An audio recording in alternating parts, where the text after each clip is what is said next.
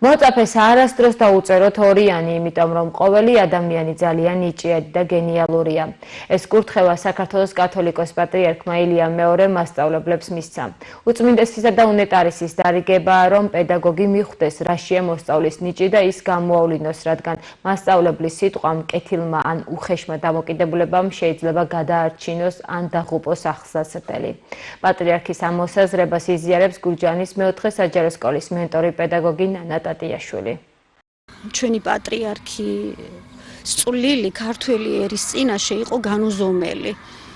თითოეული მისი ქადაგება შეიძლება ითქვას, რომ მომავალი თაობებისთვის იქნება სამაგიდო წიგნად მოცემული, რადგანაც არ არსებობს სფერო პატრიარქს სიღრმისეული ანალიზი რომ არ გაეკეთებინა ნებისმიერ საკითხზე და აქედან გამომდინარე გამოსავალიც. განსაკუთრებით მნიშვნელოვანია პატრიარქის გზავნილი მასწავლებლებისადმი, რაც შეეხება ორიანების დაწერას.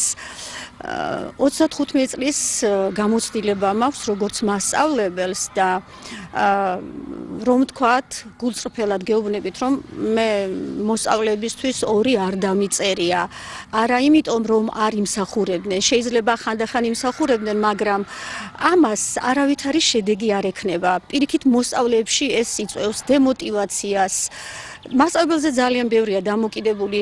ყველა საგანში, ყველა მოსწავლე ვერ იქნება უმაღლეს დონეზე წარმატებული. ყველას თავისი ნიჭი აქვს, ასე რომ პატრიარქს სრულად ვეთანხმები.